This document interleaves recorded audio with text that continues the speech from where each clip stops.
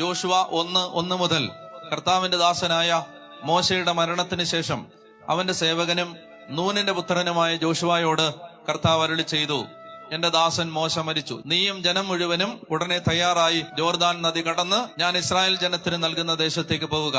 മോശയോട് വാഗ്ദാനം ചെയ്തിട്ടുള്ളതുപോലെ നിങ്ങൾ കാലുകുത്തുന്ന ദേശമെല്ലാം ഞാൻ നിങ്ങൾക്ക് തരും. കണ്ടോ, പ്രോമിസ് നമ്പർ 1, വാഗ്ദാനം 1, നിങ്ങൾ കാലുകുത്തുന്ന ദേശം ഞാൻ നിങ്ങൾക്ക് തരും എന്ന് പറഞ്ഞാൽ ആ ദേശത്ത് ദൈവത്തിന്റെ ശക്തമായ നിയന്ത്രണം ഉണ്ടാവും. അവിടെ പിശാച് പറയുന്നതല്ല നടക്കാൻ പോകുന്നത്, ദൈവം പറയുന്നതാണ്. അവിടുത്തെ അധികാരി ദൈവമായിരിക്കും. അവിടെ ദൈവത്തിൻ്റെതായിട്ട് മാറും, ദൈവരാജ്യത്തിന്റെ ഭാഗമായിട്ട് മാറും. മനസ്സിലായോ? കടബാധ്യത. ചില സ്ഥലങ്ങളിൽ പോയി താമസിച്ചാൽ കടം കയറി നശിക്കുന്നു. ചില സ്ഥലങ്ങളില് വഴക്ക്, ചില സ്ഥലങ്ങളില് മദ്യപാനം, ചില സ്ഥലങ്ങളില് മയക്കുമരുന്നിന്റെ ഉപയോഗം, ചില സ്ഥലങ്ങളില് ആത്മഹത്യ, ചിലയിടത്ത് അകാല മരണം, ചിലയിടത്ത് അപകടങ്ങള്, ചിലയിടത്ത് എത്ര അധ്വാനിച്ചാലും ജീവിതത്തിന് പുരോഗതിയില്ല.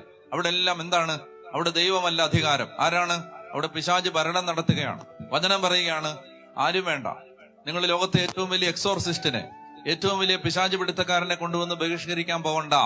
പറയുകയാണ്, നീ കാലുകുത്തിയാൽ ആ ദേശം ഞാൻ പിശാചിന്റെ കയ്യിൽ നിന്ന് പിടിച്ചെടുത്ത് നിനക്ക് തരും. മനസ്സിലായോ? നീ കാലുകുത്തിയ പ്രോമിസ് നമ്പർ 1.